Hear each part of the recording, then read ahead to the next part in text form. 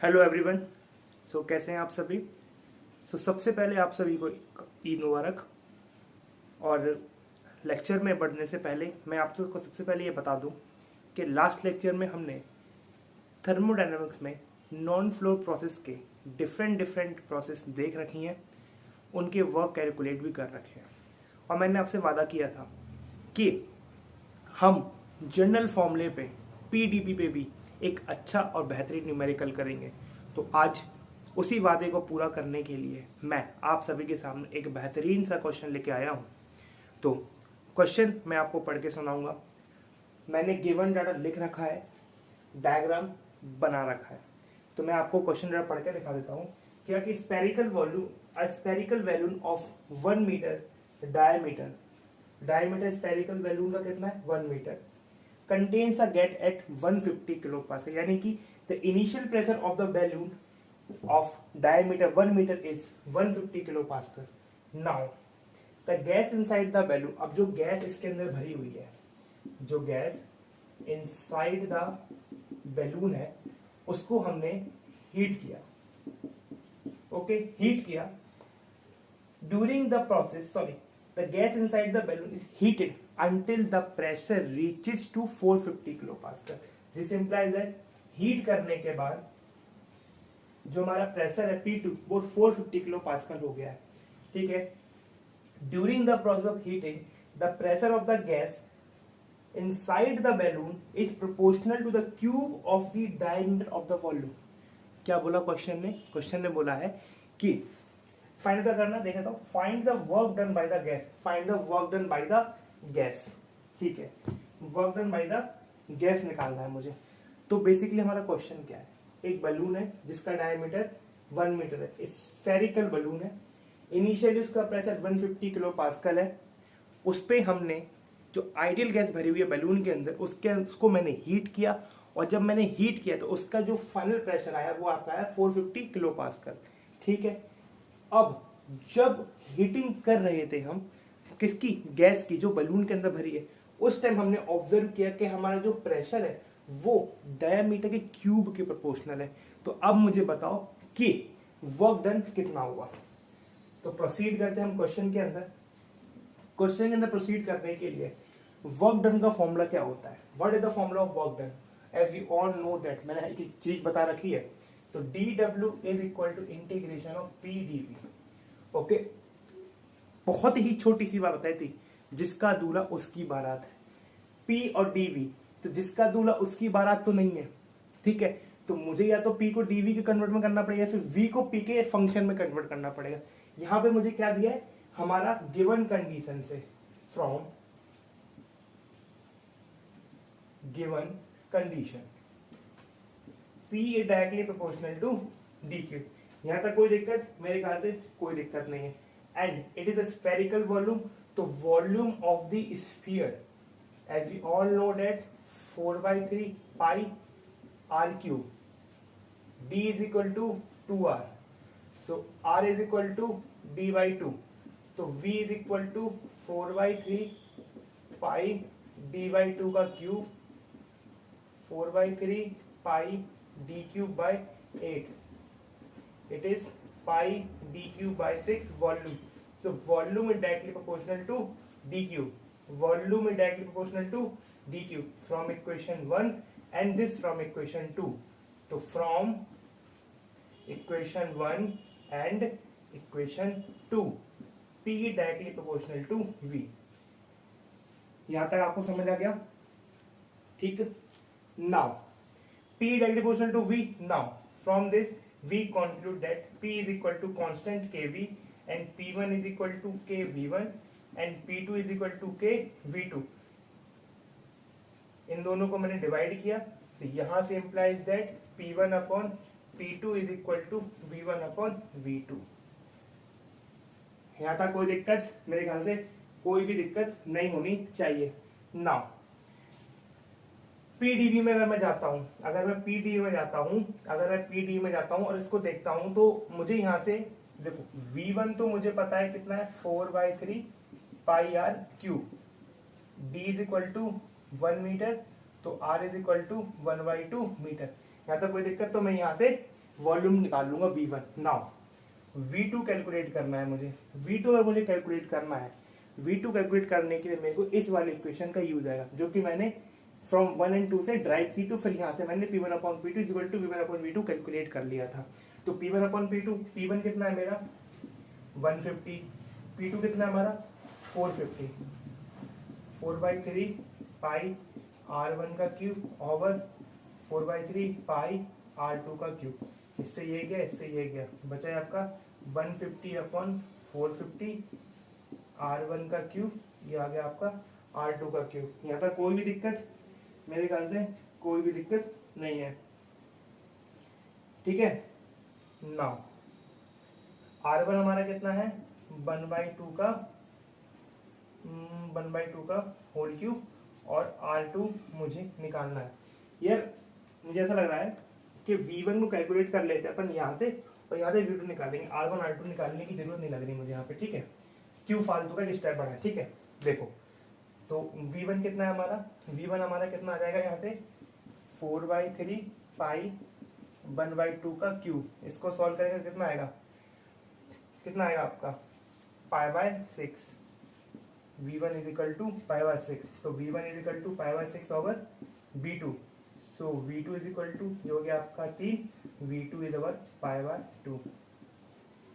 सो मेरा यहाँ से V2 निकल के आ गया। नाउ V2 निकल के आ गया। अब वैसे अब कोई दिक्कत मेरे ख्याल से बची नहीं है। देखो इस चीज को ध्यान से देखना आप, ठीक है।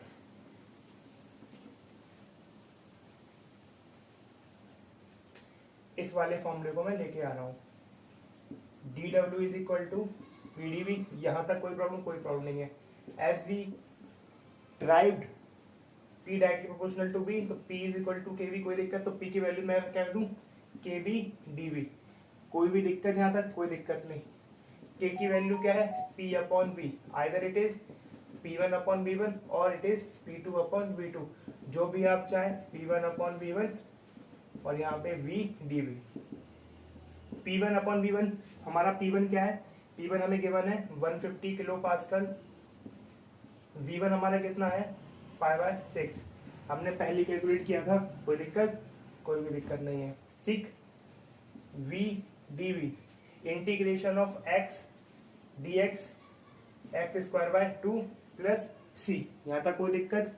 इसको सॉल्व करेंगे अपन, तो 150 इंटू 10⁻³ ओवर पाई इंटू 6, इसको सॉल्व करेंगे अपन π/6 से लेके π/2 तक, फ्रॉम वॉल्यूम 1 से लेके फ्रॉम वॉल्यूम 2, वॉल्यूम 1 π/6 और वॉल्यूम 2 इज π/2। इसको सॉल्व करेंगे v² π/6 से π/2। इसको जब हम पूरा का पूरा सॉल्व करेंगे v²/2 150 into 10⁻³ over pi into 6, π/2 का स्क्वायर π/6 का स्क्वायर इंटू 2। जब पूरा ये आपका कंप्लीट सॉल्यूशन आपका आएगा, तो इसकी जो वैल्यू आएगी, और dw को इंटीग्रेट कर 0 से w, तो ये w के बराबर, तो हमारा जो वर्क का वैल्यू आएगा, वर्क की वैल्यू आएगी 314.15 किलो जूल, ठीक।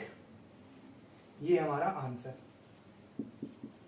ये रहा आपका क्वेश्चन और ये रहा आपका answer. Done. So basically solution तो आपके सामने ही रहा, 314.15 किलो जूल आपका आंसर आ गया, work done by the gas, ठीक है। लेकिन मैं चाहता हूं कि इसको मैं दूसरे तरीके से भी सॉल्व करूं। एक दूसरा तरीका क्या है, ये तो आपका होगा न्यूमेरिकल अप्रोच, कंप्लीट आप इस तरीके से सॉल्व करेंगे इस प्रकार के क्वेश्चंस में, ठीक है। मैं चाहता हूं, मैंने आपको कंसेप्ट बताया था कि इसको मैं जरा मिटाना चाहूंगा, ठीक है, इसको जरा मैं मिटा देता हूं, और प्लीज कैलकुलेशन अच्छे से कीजिएगा इसकी, ठीक है। कैलकुलेशन सारी चीजें लिख रखी हैं मैंने, बस आपको कैलकुलेटर एक बार देखना पड़ेगा, ओके। मैंने आपको एक चीज बताई थी, क्या मैंने आपको क्या चीज बताई थी कि dw is pdv, so pdv is represent the area under the curve on PV diagram which represent the work, area under the PV diagram which represent the work, okay. Work is a path function, depends upon the process, okay. Path function, अब path function क्या है, state function क्या है, ये सारी बातें आपको आराम से बता दी जाएंगी, परेशान मत होइएगा। बस याद रखिए work is a path function depend upon the process. Okay, PDB represent integration, PDB represent the area under the curve of the process और the curve. Okay, P directly proportional to D Q. Okay, देखिए ध्यान से, यहां पे मुझे दिया हुआ है P directly proportional to D Q, PV curve है।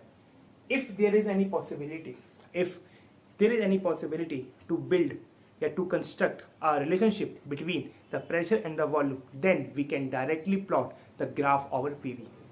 क्या बोला मैंने, जब मुझे कंडीशन गिवन होगी, किसमें, क्वेश्चन में, जब कोई कंडीशन मुझे क्वेश्चन में गिवन होगी तो मैं ये कोशिश करूंगा कि उस कंडीशन की हेल्प से मैं P और V के बीच में कुछ रिलेशन डेवलप करने की कोशिश करूं, जिसकी मदद से मैं इस PV डायग्राम पर मैं ग्राफ प्लॉट कर सकूं।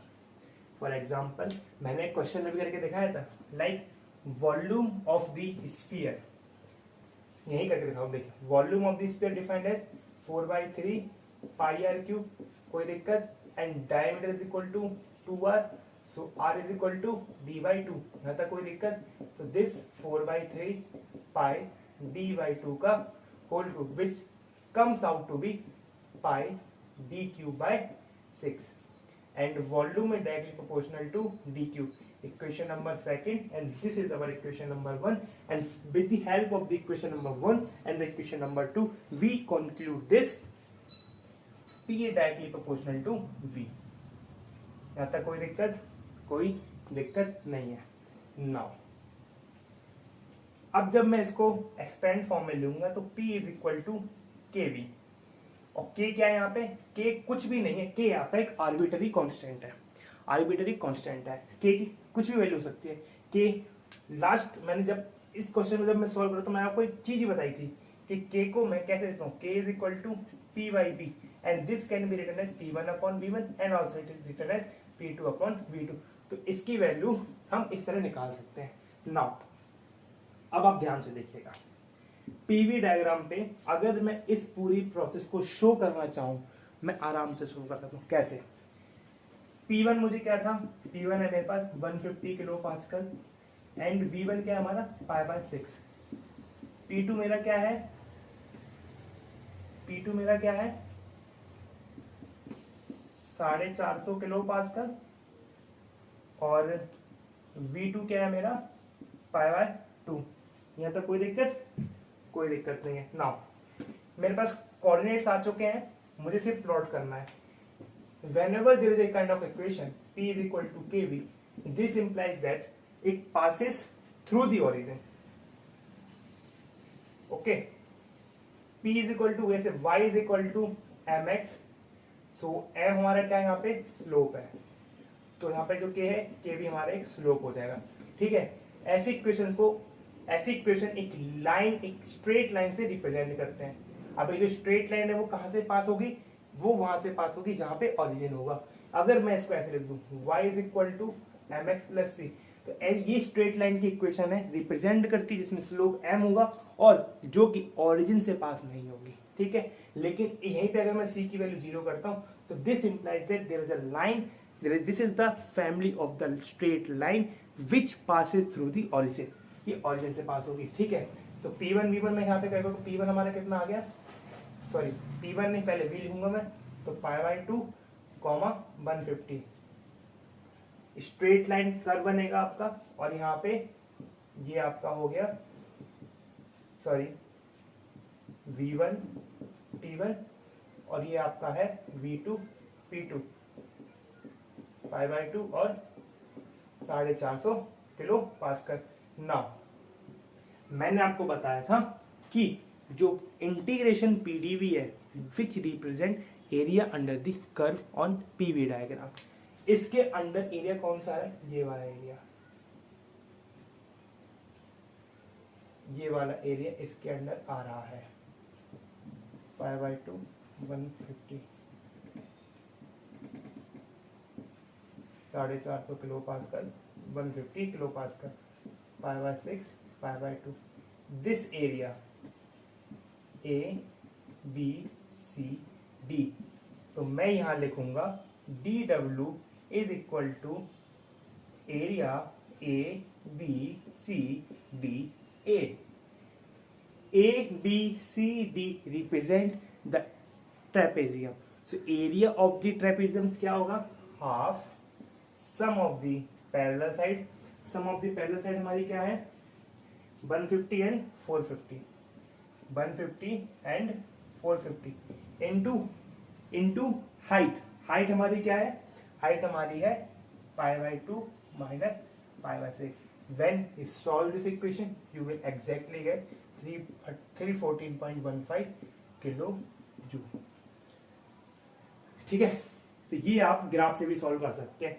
तो बेसिकली मैं आपको मोटी मोटी बात बताना क्या चाह रहा हूं, मैं आपको मोटी मोटी बात ये बताना चाह रहा हूं कि जब भी कभी हमारे पास इस तरह के क्वेश्चन आते हैं, जब भी हमारे पास इस तरह से क्वेश्चन आते हैं, तब हमको अगर हमें क्वेश्चन में कंडीशन गिवन है, प्रेशर या volume directly proportional to something दिया है या फिर pressure directly proportional to something दिया है, तो हमें कोशिश करते हैं कि हम उसको P और V में कन्वर्ट करने की कोशिश करते हैं, जिससे कि हम उसको डायरेक्टली PV ग्राफ पे प्लॉट कर पाए। ओके, और इफ इन कंडीशन अगर हमको डायरेक्ट रिलेशनशिप नहीं दिया है, तो उस कंडीशन में हम P is equal to AV plus V के फॉर्म में लिख के सॉल्व करके करने में प्रोसीड करते हैं। ओके, तो मैं एक नोट बताता हूं, तो नोट लिखिएगा। पहला point, if mentioned directly then P is equal to KV। क्या बोला मैंने, इफ मेंशन्ड डायरेक्टली, नोट में लिखेंगे if mentioned directly then P is equal to KB, and if P is given linear function of volume, अगर P linear function of volume दिया होगा तो P is equal to AB plus V, इस form में हम proceed करेंगे। Okay, तो ये था आज का हमारा लेक्चर, एक बढ़िया सा बेहतरीन सा क्वेश्चन हो गया। नाउ अब हमारे नेक्स्ट लेक्चर में मैं आपको सस्पेंस में रखता हूँ, हमारा नेक्स्ट लेक्चर जिस टॉपिक के ऊपर होगा वो एक बेहतरीन टॉपिक है थर्मोडायनामिक्स का। ओके, तो तब तक के लिए आप क्वेश्चन को देखिए, सॉल्व कीजिए, और मैं इसके अलावा भी कुछ क्वेश्चन मैं आपको टेलीग्राम ग्रुप पे भी शेयर कर दूंगा, तो आप मेरे टेलीग्राम ग्रुप में भी ऐड होइए। ओके, जिससे कि आपको नए नए क्वेश्चन सॉल्व करने के लिए भी आपको थोड़े से क्वेश्चन एक्स्ट्रा मिल सके। ठीक है, तो तब तक के लिए आप धन्यवाद, साथ बने रहिए, वीडियो को लाइक कीजिए, कमेंट कीजिए, और जो भी कंफ्यूजन है उसको कमेंट बॉक्स में जरूर लिखिएगा। अगर नहीं वहां पे लिखने का मन करता है तो आप मुझे मेरे इंस्टा हैंडल पे भी डायरेक्टली अप्रोच कर सकते हैं। ओके, तब तक के लिए आप पढ़ते रहिए, बढ़ते रहिए। Happy engineering. Thank you.